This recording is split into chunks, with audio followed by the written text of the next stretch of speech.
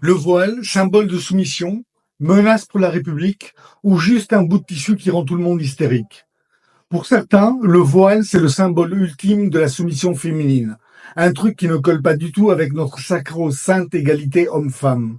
Pour d'autres, c'est carrément une atteinte à la laïcité. Enfin, ce serait de l'entrisme pour l'islamisme des frères musulmans. Du côté des défenseurs du voile, c'est simple. On ne dit pas aux femmes ce qu'elles doivent porter. Ce serait digne d'une dictature. Notre société est basée sur la tolérance. Le fameux chacun fait ce qu'il veut tant qu'il ne dérange pas les autres. Et puis, elles ont le droit de pratiquer leur religion en paix, non? Alors, pour trancher, écoutons les principales intéressées.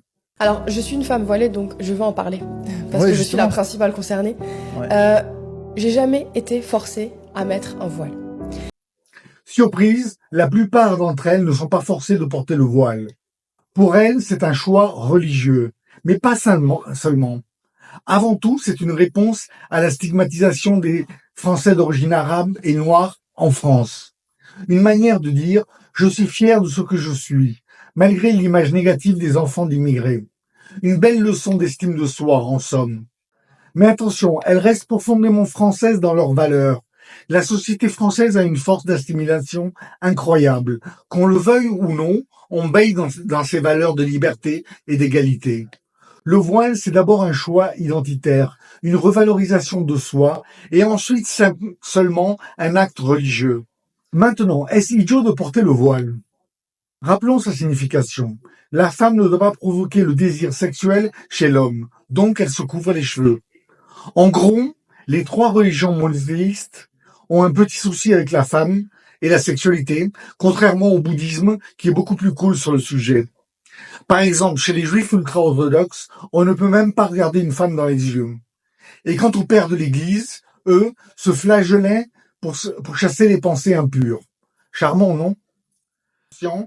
Bref, cette méfiance envers la sexualité féminine vient de vieux monsieur qui ont cru pouvoir contrôler leur inconscient en évitant la tentation sexuelle. Plutôt stupide, non? Alors oui, le voile est un peu idiot. Mais depuis quand interdit-on la stupidité en démocratie? Vous connaissez quelqu'un à qui on a dit « tu es idiot » et qui a soudain arrêté de l'être parce qu'on l'a interdit? Et puis si on commence à interdire les idiots, rappelons qu'en France, 40% des gens votent extrême droite. Personne ne pense leur interdire de voter. Au fond, on est tous l'idiot de quelqu'un. Alors laissez-les tranquilles. Dites-moi en commentaire ce que vous en pensez. Si vous avez aimé cette vidéo, n'hésitez pas à liker et à vous abonner pour ne rien rater des prochaines vidéos. À bientôt.